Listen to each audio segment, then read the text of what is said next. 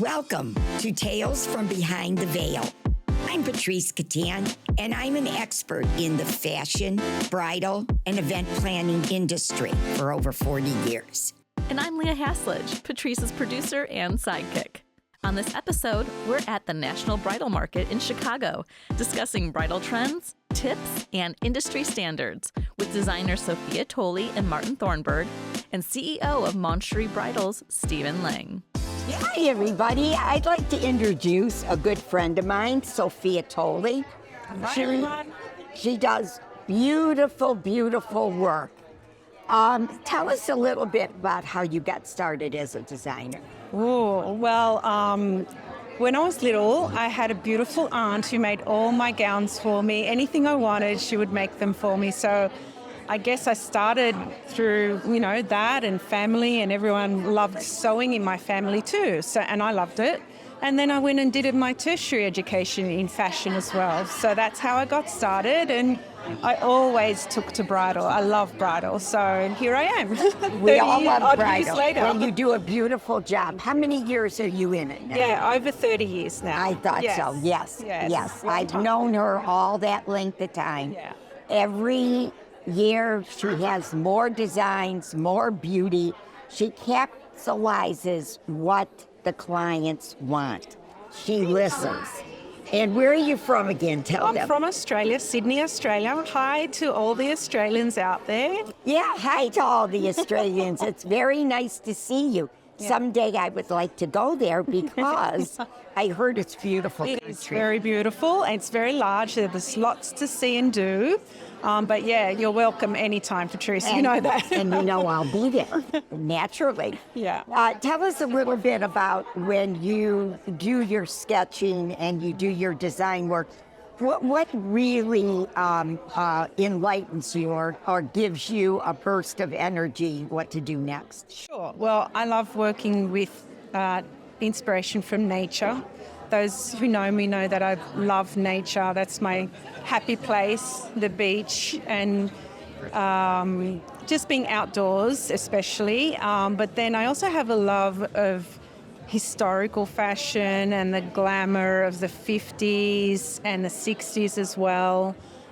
So that often inspires me too. And just generally fashion, I love to stay on top of what's cool and what's trending at the time and try and incorporate that in a very commercial way into my gowns.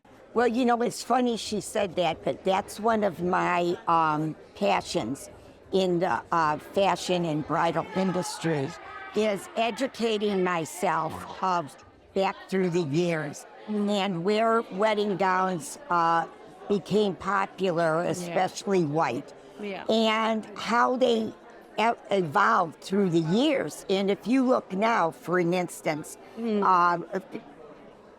Princess Grace's dress is making a comeback. Right. And this was true fashion. This was the epitome of being dressed to the nine. And it was gorgeous. That's right. Timeless. It was timeless. Exactly. Princess Kate had one similar. Her sister had one similar. Yeah. It's evolved. And, if you go back through the years, you would not believe what you would find. That's it. It's unbelievable. Yeah, well, a lot of that is they're classic bridal looks that are always in fashion. Right. Yeah. Right. What do you think is the most popular style that's been in and hasn't gone out for years? You mean that has been around for wedding dresses and it hasn't? Yeah. Well, strapless has always been around, and it will continue. That ever deterred. No. High neck and halter neck is seeing a comeback slowly. That hasn't been around for a while. That's going to come back again too at some point. And it's good to see that satin's coming back. So satin. Satin went away for a while. There was a lot of lace going on, but now satin's coming back. And as we know, everything old comes back again. So that's really exciting. It's interesting when you do a study of back through the years and find out the popular styles. Exactly, you might have seen this same style 40 or 50 years ago. Yeah. And it's very interesting because what it does is it gives you information that, like you said, everything is timeless, and it does come back in another fashion. Yeah. And it's tweaked a little bit Sure. in different fabrics. Yes. And we've seen it all, right? We have. We Those have of us seen who've it been all. around have seen We it. have been around, since a long time. So we already know the history and we know the execution. That's it. And we appreciate people like you that as an artist and a designer, you have a talent that's God-given. And you can see it in your head that you're designing. And people might look at you and say, how do you know that? And how do you know this is going to sell? Well, it's probably from longevity, correct? Yes, exactly. With experience, you get to know gowns a lot better, what generally works for brides, and what you are sometimes taking a risk on, you can tell. And you know Right. that this, I'm going to do something a little bit out there and see how we go. But you always know that you've got a stock of classic looks that work for most people as well. So we like to offer diversity as well in our gowns. So all kinds of different looks. We've got color, we've got sometimes black, which is very popular at the moment. It's having a comeback. That's and correct. But the classics are always there too. Yeah. So you never stop enjoying this. Never. No. Yeah, we never stop enjoying this. There's an because excitement when you do a beautiful gown. It just comes from within. It's and, really and special. it's excitement to see a girl in my position that I've sold walk down the aisle, prim and proper, and as happy as a lark. Yes. And this is just very important in our type of I industry. totally agree. I totally agree. Well, you're a wonderful, wonderful asset to the gown community, and we do appreciate your talent in the industry because, you know, sometimes the older group, not older, but the people that have been in it for many years, truly have an appreciation of what this is all about. It can read people's minds. very And they're really dedicated to the happiness of people. So, because we are at National Bridal Market, how important is it for a designer to develop these relationships with the retailers? Ooh, well, for me, it's very important because I don't want it just to be work all the time. I really value my relationships with my retailers. We're in business together and we want to get along as we conduct our business. And so these relationships are quite important to me, especially. So, yeah.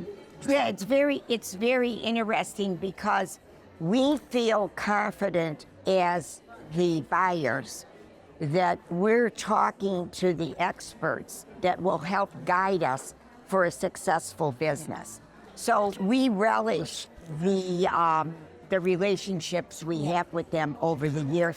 And honestly, we could walk around market. How many people do we know here? A lot. Oh, plenty. You A see lot. all the time. And everybody stops us because our reputations are sterling. Yeah.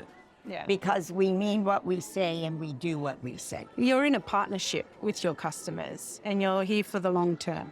So you want to make it work for everyone, and they're very special to me, definitely. She's the guidepost that creates what we need to move forward to grow our salon. Yeah. And without her expertise, we're not quite as sure of ourselves, except with the influx of brides that come in the salon. I think it's a two-way street as well. I get a lot of value from these relationships too.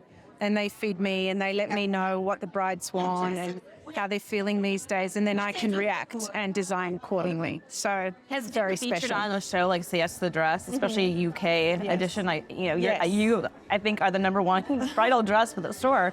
How has that impacted your career? It's fantastic, of course, and it's supported a lot of our retailers. who stock the brand, so I'm very grateful. But it's very sweet. A lot of my daughter's friends at school, they sort of watch repeats to say yes, and they're, oh, we know that, we know her, and it's really exciting, and it's been a lot of fun. But it's really supported the brand and the retailers who carry the brand, so I'm very grateful. Yeah. That's all I have, Patrice. Thank you, honey. Thank you. Yeah, it's always good to talk This has to been you. fun. So what you're seeing here right now is these 8 dresses here are our Modest collection. They're for the modest bride who wants a little bit more coverage, that type of thing. They still want to be fashionable. They still want to feel feminine and sexy, but just need to be a little bit more modest about it. And so that's what we've created. And it's more than just a dumb basic dress. And I'm really happy with the way that it's been received, how they look. I think, a lot of brides want a sleeve. A lot of brides want a little bit of beading, a lot of beading. I feel that as a salon owner in the past, this just fits the bill for a lot of them. Yeah. It also fits the bill on the price points, where a girl on a budget can have a lot for a little bit. For a little bit. Depending what she wants. Exactly. It's good fabric, it's good, appliques and beading and whatever else you add. It's something that's really necessary in every salon. Absolutely. It should be in their stores. The quality, the construction is still there. Like I said, they're getting married just like any other bride. It's just a different type of dress. And I love the looks here. The 3D looks, the beaded looks, the simple looks, fitted ball gowns. It's everything, but just done a different way. And I love this challenge, this part of it. That's a good word, is challenge. Don't you feel that everything we do in the bridal industry in some ways is a challenge to reach the consumer and please them to make it a sellable item? Exactly. You want to connect with them. Bridal is as old as the days, so they want something new. They want something different. They want something fresh, but they still love that traditional feeling of a bride and whatever their interpretation of a bride is. And I'm happy when I can hit that mark. No, that's true, and you've hit it for many, many years, Martin. How many years are you in this, Martin? 25 years with the same company. I know. Where's Steve? You should get an award. Yes. Because you were even, I remember you even touching up beads and fixing dresses many years ago before a market. It's very interesting behind the scenes. We're going to do a segment on this for the consumer down the road, of telling them and teaching them what goes on behind the scenes to get to A, B, C, D down the aisle. Right. And really what the whole process is all about. I think it would give an appreciation to the clients, really what we're all about and what we're here to offer. Right. And we are being very creative in it to hit all the spots we need to hit. Exactly. And there's so many ways to get there, through the design process. Where do you get your information for a particular dress? Where do you get your inspiration for that? And then you're making the garment, and is it better done this way? Is it better done that way? The layering that takes place in a particular dress.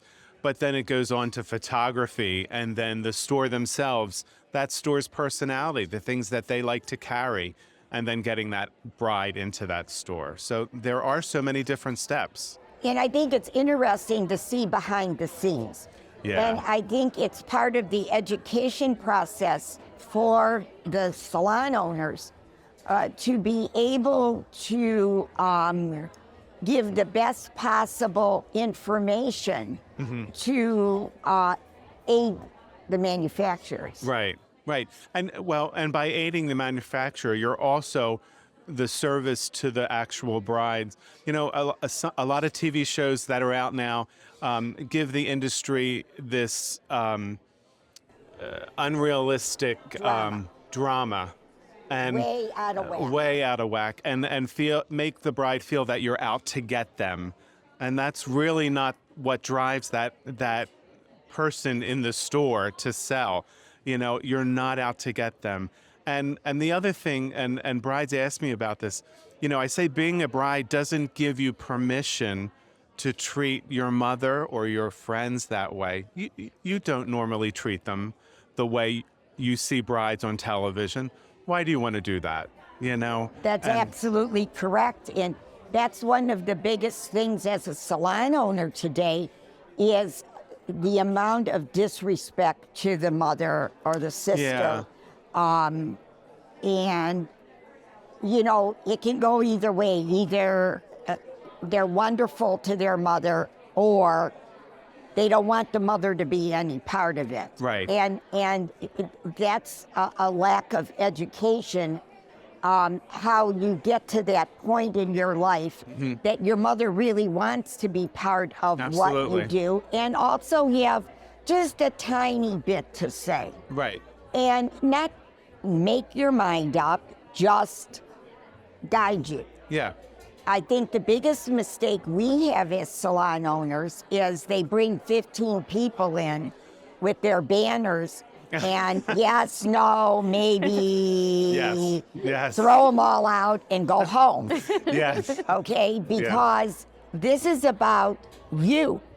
You're the bride. Right. How do you feel in the gown? Right. What makes you feel the best? That's the main concern, Yes. not what your friends think. They're not wearing it. Right. If they were wearing it, it would be fine, but they're not wearing it. Right. It would be their wedding if they were wearing Well, it. then go get This your is wedding. yours. Yeah. Exactly. This is so yours. that's one of the biggest pitfalls because I think it's with a lot of the dramatic shows today.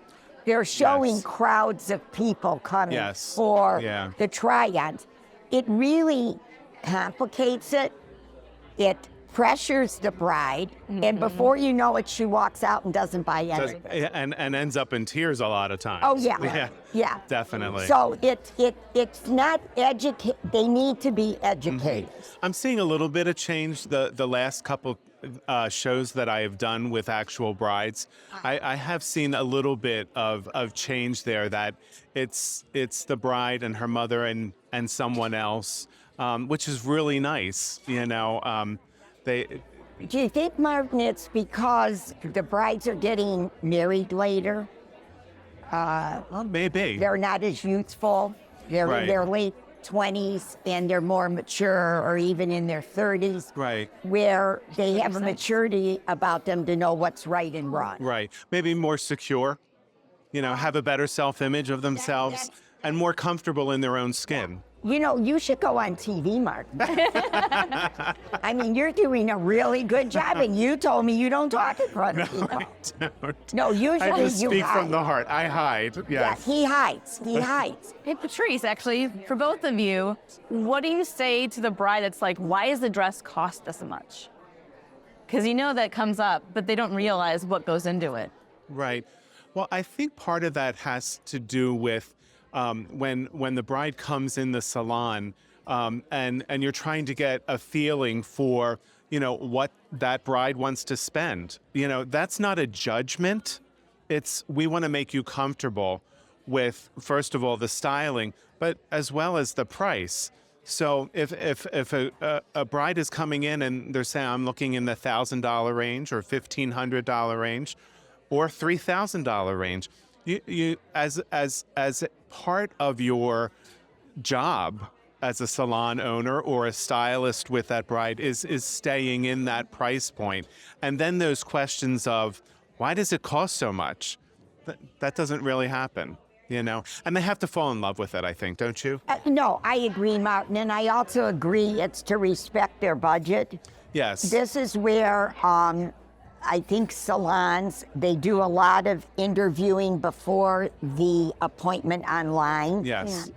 I feel it's very important that they actually sit the bride down for 10 minutes at the first appointment, see her eye to eye, and make it work. Yeah.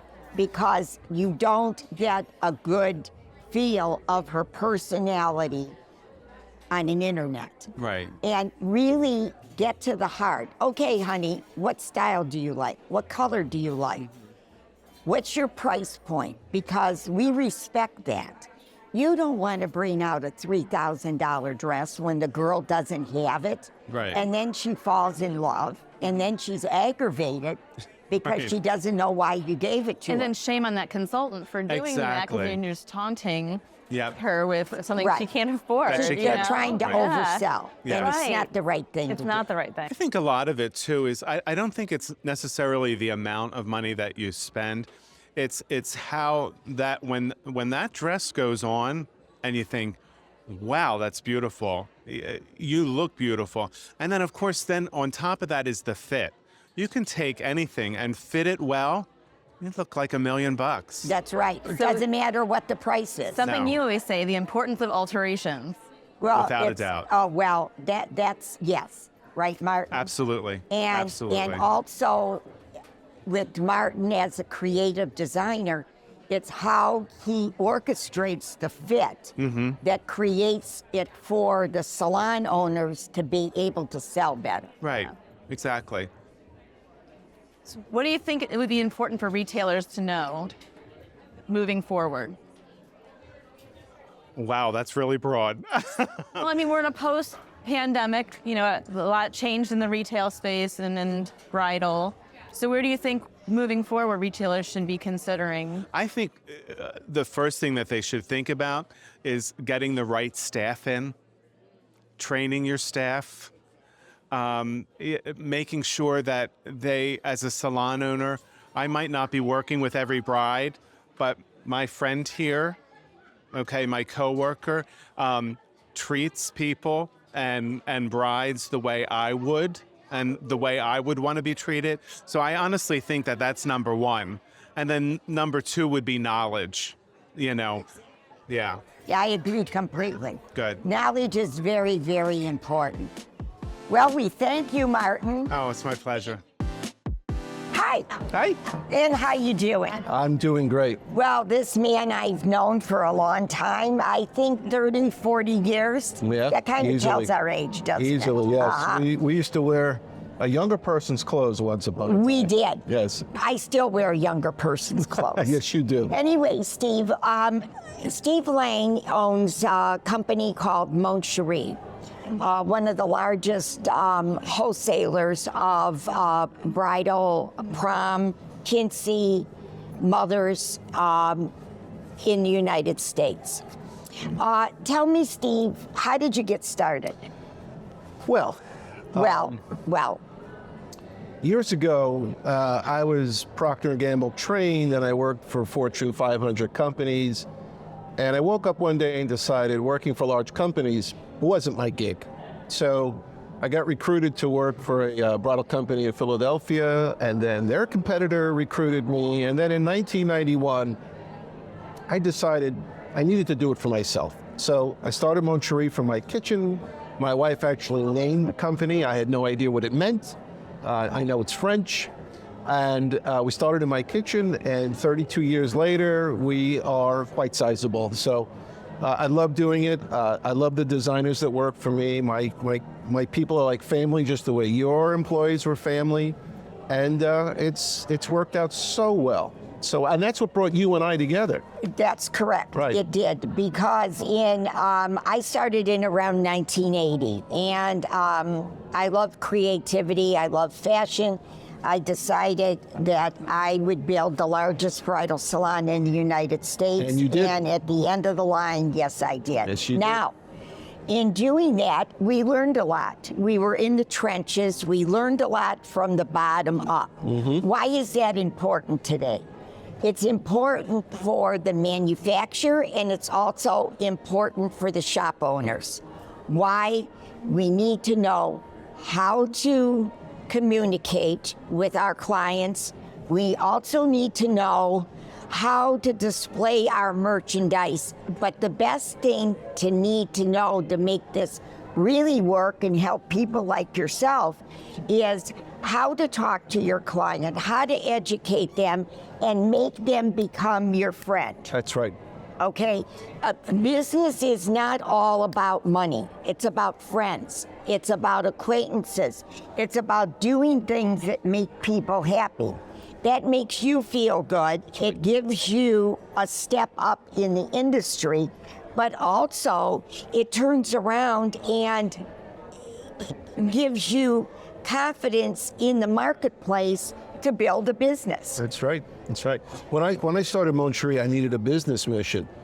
And my mission at that time, and it still is today, was to make money from my partner stores. And if you make money for the stores and you take care of them, the product will follow naturally. I sell my company, I sell my help that I can give them.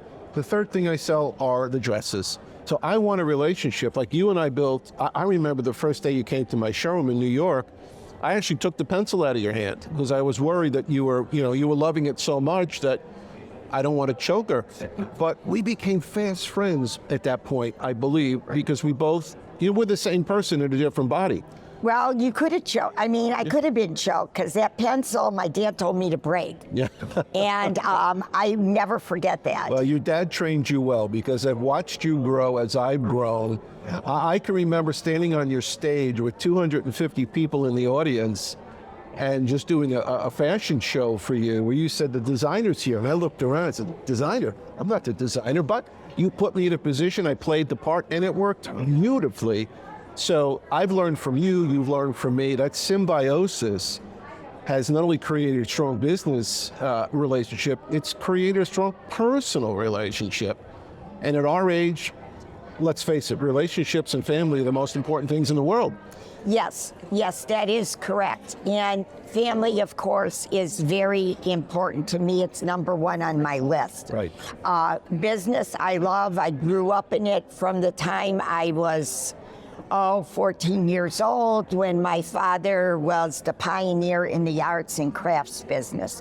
I learned in the trenches from the bottom up how to merchandise, how to price, how to deal with people. Mm-hmm. And utmost and bottom line is why I'm being honest, because that's the way you're successful. Right. Never forget who you are. Right. And educate yourself. When I started the Bridal in around 1980, I went to New York.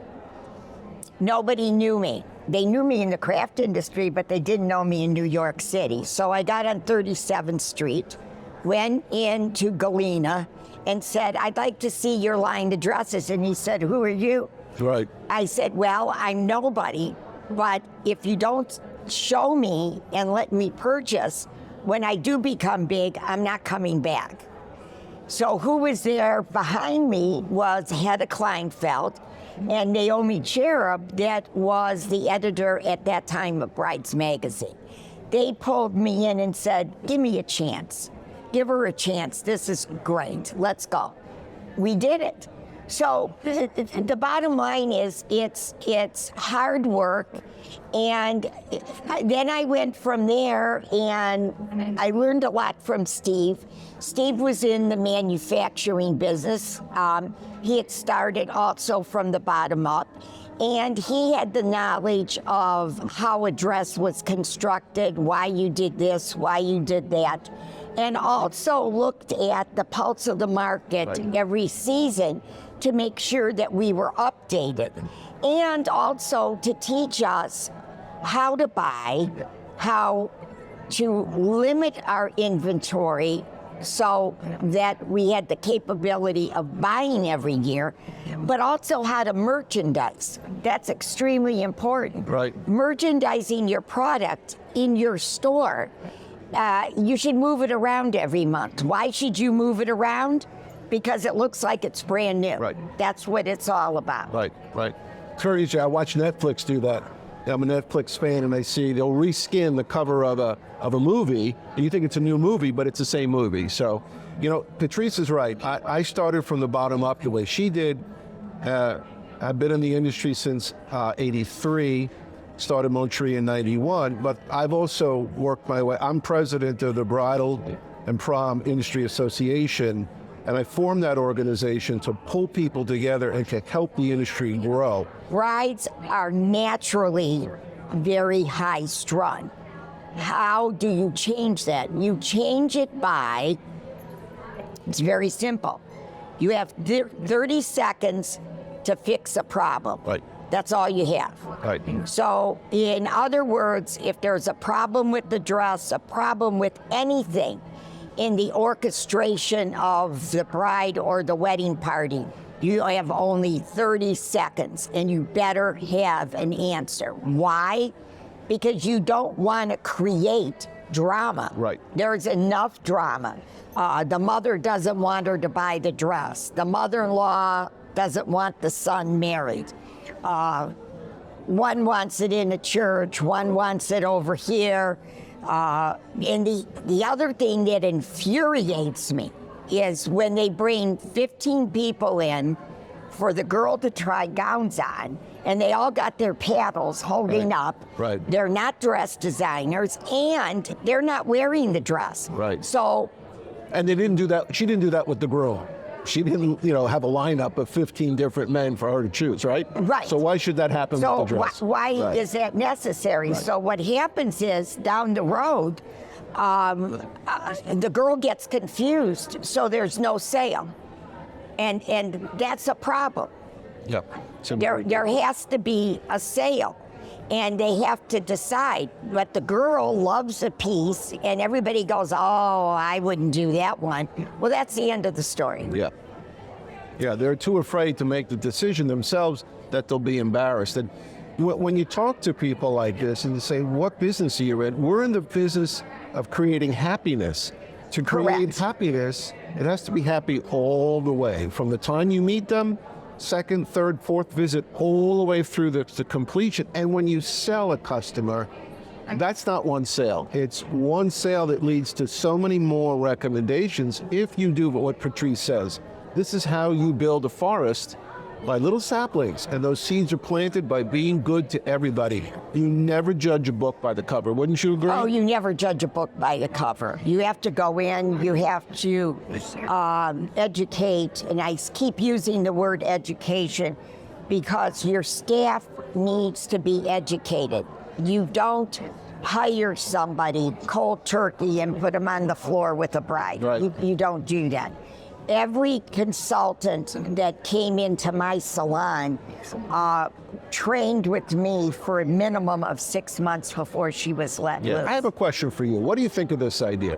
Don't you think today's bride would love to know how a design goes from sketch pad to actually on their back and down the aisle? I think they would, and I think also if they were showing that, they would get an inside view from the, it's almost like redo your home programs. Yes. Where they take it from a complete disaster way up.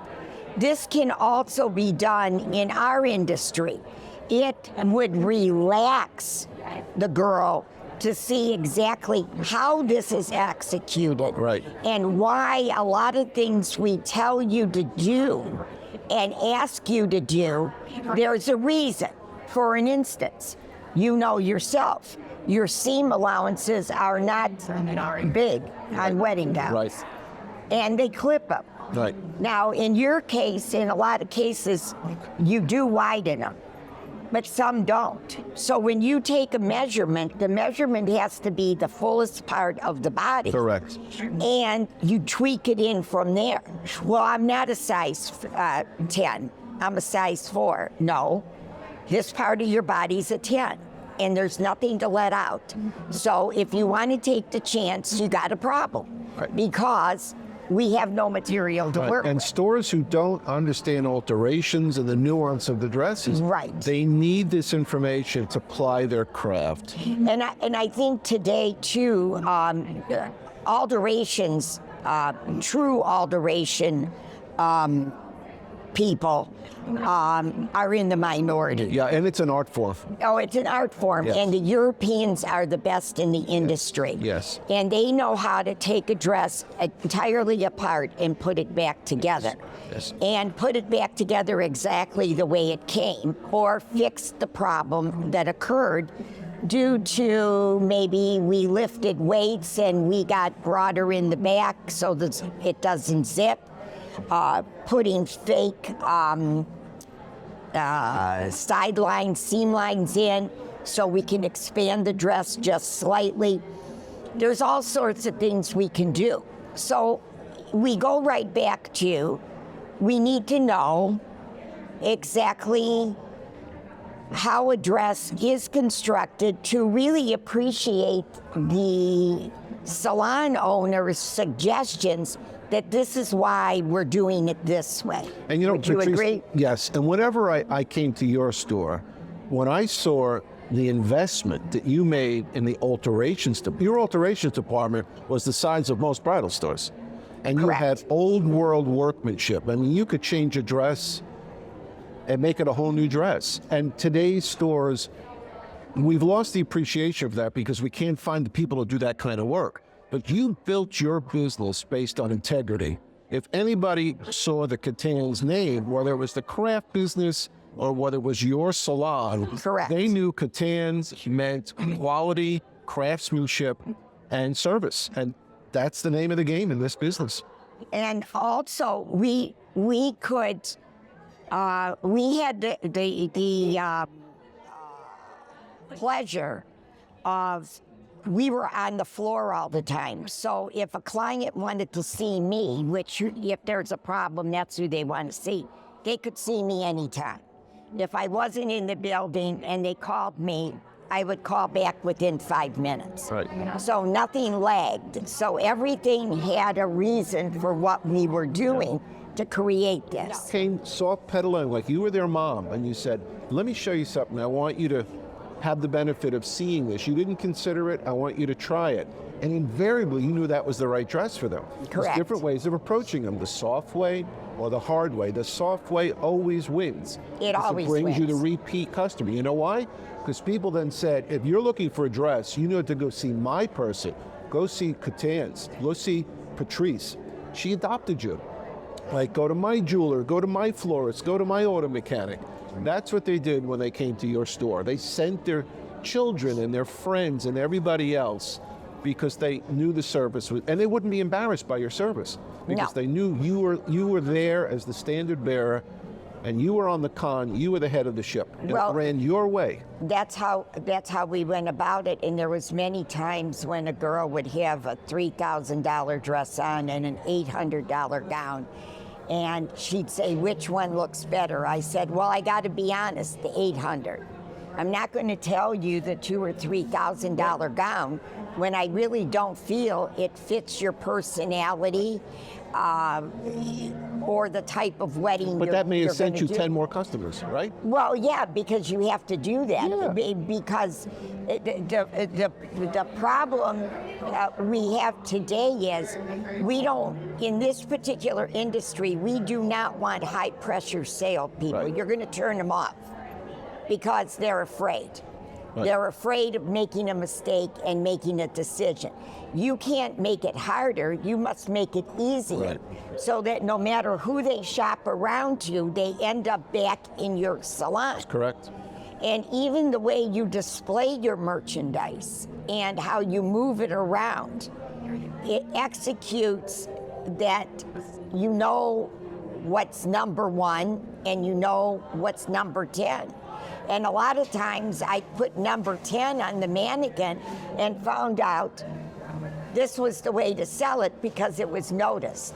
Right. So there's just a lot of different tricks like Right. that. And you knew you were doing it right when you dressed a bride who then brought you the daughter for a prom dress, and then she brought her bridal dress there, and then she brought her daughter in for a communion dress, and it just repeats. And Right. they stay within your franchise forever because they trust you. That's the way you build a book of business. Well, we did a lot of that where we started with you know, the grandmother brings the granddaughter, and then all of a sudden bringing the grandchild for a communion dress or a flower girl dress. You saw people through the years. So you created a family base, but you also had a good feeling because people respected what you did, why you did it, and you always told the truth. I've had girls where they put on a gown and I go, oh my God, take it off. And they'd start laughing. Why did you just say? I said, it's not gonna work. Promise you I'm right. Hold on here. Let's see what we can do. So, I mean, that's really the elements of the background of the bridal industry, starting from the manufacturing to the selling of the gowns to the walking down the aisle. And it's a fun experience. You have to be a psychiatrist. Yeah. And you have to use diplomacy, because girls wig out really quick because it's just normal. They're under a lot of pressure. Yep. They don't want to make the wrong mistake, and this is how they Right. perceive Before they things. pick the dress, they need to pick the store. And I can tell you, I deal with thousands of stores around the world. Patrice, when Catan Bridal was the largest store in America, it was the standard bearer. It was the gold standard. It was the whatever description you want to use of a store that was run perfectly correct, about honesty. And that is a trade in, I don't care what industry you're in, when you have that going for you and you build that book of business over a long period of time, when someone comes back and comes back and comes back, you know you've done the right job. And there's not too many people. I remember you walking down the hall and every vendor would run after you. Oh God, because they wanted my pencil. Yeah, I didn't have to run after you. I knew if it was right, you would come to me, and our friendship was more important than anything else. Yeah, you just do what you have to do and enjoy it. So wrapping up, what would be your final words on all of this? My final words on this is, I just turned 68. And I'm having the time of my life. I think it's a good idea. Yeah, in a struggling economy or socio-political situation, what's going on around the world, I'm blessed because I love what I do. I get to work with the designers every day, creating, and I have all these friends that I've known for a long, long time. I'm blessed. I don't have to get up in the morning and say, oh, that boss I have to go see. I'm the boss, and I'm the one I have to please. Well, that's not true. I have to please my wife, but that's a given. But I get up every day and I have to meet my own standards, which is exactly what you did your entire life. And that's why until the day we're done and we hang up our shoes, we won't change, because that's the core of our ethics and it's our foundation. And I know that it's a unique, maybe introspective way of looking at things, but I know the Patrice and the Steves of the world are, there's not enough of us, but we hold to that standard and hope we can bring other people along. And that's why we teach. You teach, I teach. We want people to have the same success. Well, that's absolutely correct. So I want to thank it's you. It's been great, always. It's been great. Mwah. Thank you very much. Thank you. I appreciate it. This has been a production of Evergreen Podcasts. A special thank you to the staff at National Bridal Market in Chicago, senior producer Leah Haslage, that's me, and Dave Douglas and Kay Holmberg for audio and video production.